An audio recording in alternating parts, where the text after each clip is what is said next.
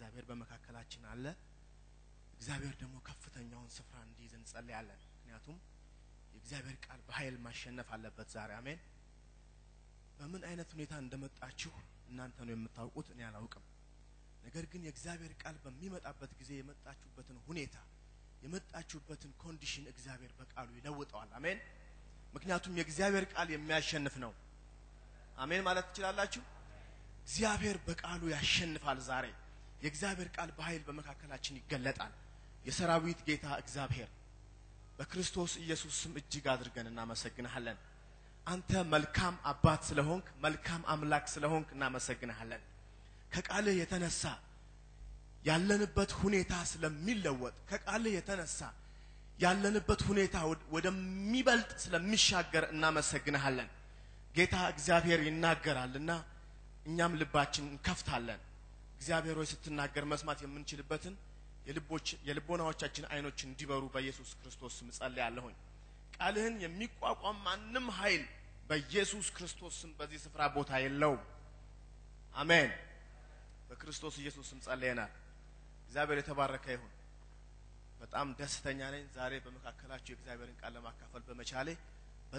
በጣም ደስ ብሎኛል እግዚአብሔር ደግሞ መልእክትን ሰጥቶኛል ለዛ ነው የምደሰተው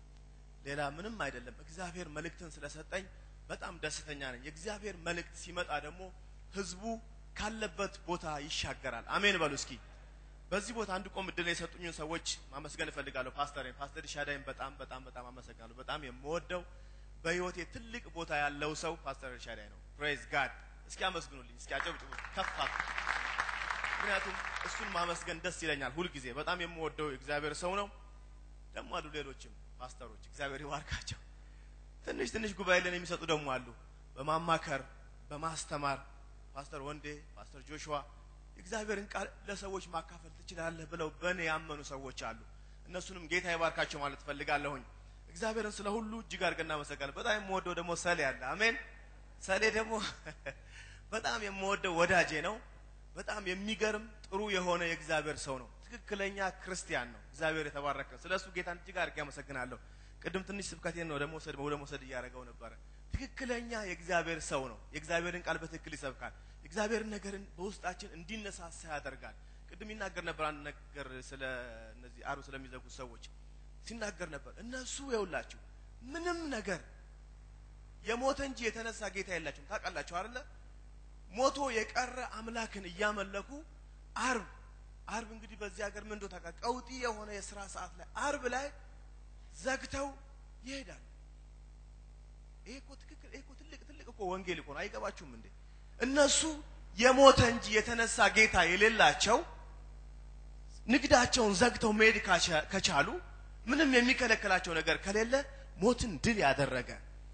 የሲኦልን መክፈቻ ከእጁ የወሰደ ኢየሱስን እያመለክን እንዴት ነው እኛ እሁድ ለመምጣት ግራቀኝ የምንለው እግዚአብሔር አምላክ ይፈውሰን እግዚአብሔርን እጅግ አድርጌ አመሰግናለሁ ስለ ሰሌ በጣም የምወደው ወዳጄ ነው ጌታን በጣም ይወዳል ጌታን በጣም ያመሰግናል ጌታን ሁሌ እንዳመልክ ያነሳሳኛል ፕሬዝ ጋድ እሱም ያስመልክ ከሆነ እርግጠኛ ነኝ እንደምዘል ሁሉ ጊዜ ፕሬዝ ጋድ ምክንያቱም በውስጡ ያለው የእግዚአብሔር ቅባት በጣም ይሰራል አሜን በሉ እስኪ አትወዱትም እንዴ ምንድነው ጌታ የተባረከ ይሁን ኦኬ ዛሬ የእግዚአብሔር ቃል አብረን እንካፈላለን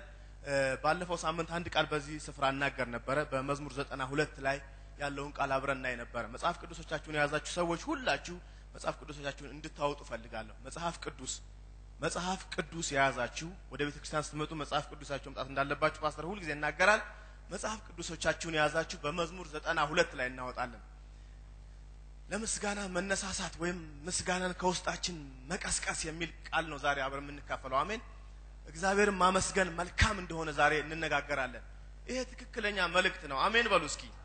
እግዚአብሔርን ማመስገን ምንድነው ይላል መጽሐፍ ቅዱስ በመዝሙር 92 ሲናገር መጽሐፍ ቅዱስ አልያዛችሁም እግዚአብሔርን ማመስገን መልካም ነው እስኪ ድምጻችሁን ከፍ አድርጉና ተናገሩ እንደ አንድ ሰው እግዚአብሔርን ማመስገን ምንድነው መልካም ነው ሃሌሉያ ልዑል ሆይ ለስምህ ዝማሬን ማቅረብ አዲሱ ትርጉም የያዘ ሰው አንድ ሰው እንዲያነብልኝ ይፈልጋለሁ እኔ መጀመሪያ ላንብብላችሁ እንደዚህ ይላል እግዚአብሔርን ማመስገን መልካም ነው ልዑል ሆይ ለስም ዝማሬ ማቅረብ በማለዳ ምሕረትን በሌሊትም እውነትን 10 አውተር ባለው በበገና ከምስጋና ጋር በመሰንቆ አንተን ማመስገን ምንድነው አለ መልካም ነው አረ መልካም ነው በሉ ይኸውላችሁ የእግዚአብሔር መልካምነት በህይወታችሁ እንዲመጣ ባለፈው ሳምንት ይናገር ነበር የእግዚአብሔርን መልካምነት የእግዚአብሔርን መልካም ነገር በህይወታችሁ መለማመድ ከፈለጋችሁ እግዚአብሔር መልካም የሚለውን ምን ማለት አለባችሁ መልካም ነው ማለት አለባችሁ ልዑል ሆይ ለስም ዝማሬ ማቅረብ በተቀነባበረ መሳሪያ በበገናዩም በመሰንቆ በኪቦርዱም በጊታር whatever እግዚአብሔርን ማመስገን ምንድነው መልካም ነው እግዚአብሔርን የሚያመሰግኑ ከመልካም ነገር አይጎሉም አሜን እስኪ ፓስተር አንብብልኝ እግዚአብሔርን ማመስገን መልካም ነው ልዑል ሆይ ለስምህ መዘመር ጥሩ ነው ምሕረትን በማለዳ ታማኝነትን በሌሊት ማወጅ መልካም ነው አሜን 10 አውታር ባለው በገና በመስንቆም ቅኝት ታጅቦ ማወጅ ጥሩ ነው ሃሌሉያ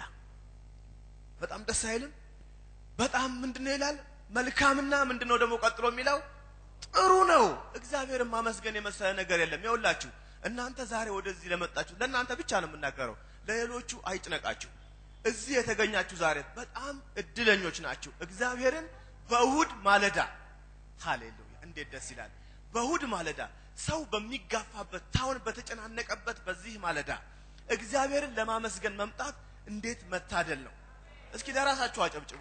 በጣም እኮ እድለኞች ናችሁ የእናንተ ሱቅ ሰው ስለማያልፍበት አይደለም የዘጋችሁት ወይም የእናንተ ሱቅ አካባቢው ሰው ስለሌለ አይደለም ስቶክ የሚገዙ ሰዎች ስለሌሉ አይደለም እዚህ የመጣችሁት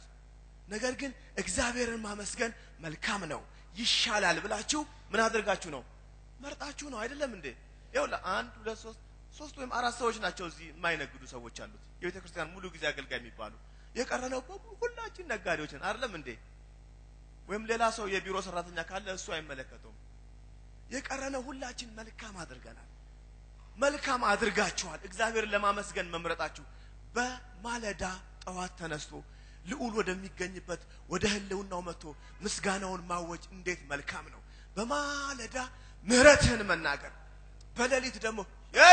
እውነትህን ማውራት እንዴት መልካም ነው እንዴት ጥሩ ነገር ነው ባካችሁ ይሄ መልካም አይደለም እንዴ መልካም ነው በሉ እስኪ መልካም ነው ይኸውላችሁ ምስጋና ማቅረብን የመሰለ ነገር ምንም ነገር በህይወታችሁ የሚተካ ነገር የለም ለእግዚአብሔር ከማመስገን ለእግዚአብሔር ዝማሬን ምስጋናን ከማቅረብ በልዑል ፊት ከመጫወት የሚበልጥ ምንም ነገር የለም praise god ይኸውላችሁ ከዛ ቀጥሎ እንደዚህ ይላል ቁጥር 6 የሚለው ነገር አለ ከቁጥር 4 ልጀምር አቤቱ በስራህ ደስ አሰኝተኸኛልና ለዚህ ነው ማመሰግንህ ያለ ነው ዳዊት በስራህ ምን አድርገሃል ይለዋል ደስ አሰኝተኸኛል በእጅህም ስራ ደስ ይለኛል አቤቱ ስራህ እጅግ ትልቅ ነው ሐሳብህም እጅግ ጥልቅ ነው ስለዚህ ነው ምንም አደርገው አለ ማመሰግንህ ምስጋና የማይጎልብኝ ሁሉ ጊዜ የማልደክመው እያለ ከለኩ ወደፊት መምጣት የምፈልገው እምቸኩለው ለምቅድም ይዘን በነበሳለ እምቸኩለው ለምንድነው በእጆች ስራ ደስ አሰኝተኸኛል ማንንም ሊሰራልኝ ያልቻለውን ማንንም ሊደርስልኝ ባልቻለ ሰዓት አንተ ደርሰህልኝ ማንንም ከማያወጣኝ ከዛ ከሲኦል ጨለማ አውጥተኸኛ ይቻለውና ስለዚህ ማመስገን መልካም ሆኖ ሲሰማኝ ሳይሆን ሁሉ ጊዜ አመሰግንሃለሁ አሜን ከዛ በኋላ ቁጥር 6 በጣም የሚገርም ነገር ይናገራል ፓስተር ታነባዋለህ በአዲስ ትርጉም ፕሊዝ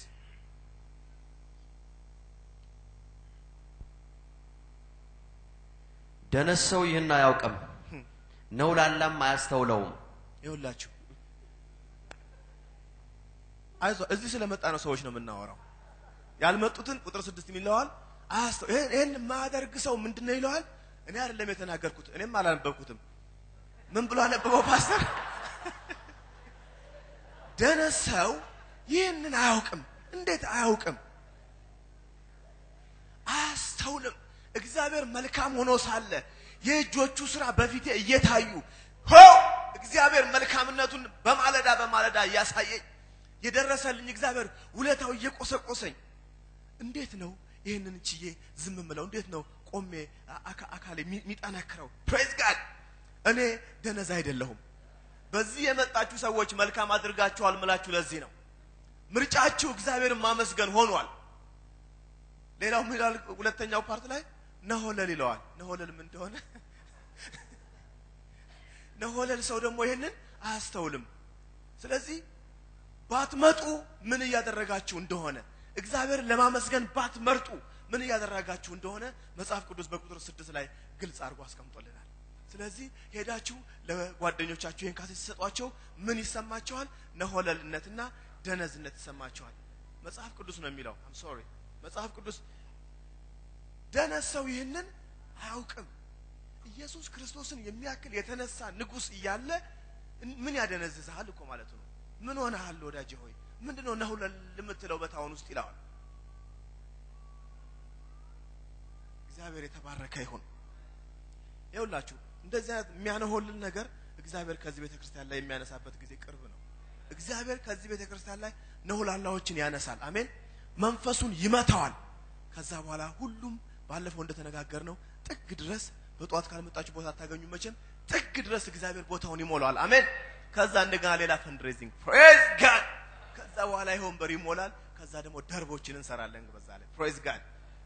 እግዚአብሔር ይሄን ነው የሚያደርገው በዘመናችን በዚህ በቅርቡ የሚያደርገው ይሄንን ነው። ነገር ግን እግዚአብሔር እንቅፋት የሆኑትን ነገሮችን መስበርና ማንሳት አለበት። ለዚህ ደግሞ ሁላችንም እንደ አንድ ሰው እንነሳለን። አሜን። እንግዲህ ይኸውላችሁ ነሆለል የሚያደርግ አንዳንድ እንቅፋት አለ። እሱን እንቅፋት እናይና ከዛ ደግሞ ወደ ዋናው ነጥባችን እንገባለን። እንቅፋት የሚባለው ሰው እንዳያመሰግን በልዑል ፊት እንዳይጫወት በደስታ በእግዚአብሔር ፊት እንዳይዘምር የሚያደርጉ እንቅፋቶች አሉ። አሜን።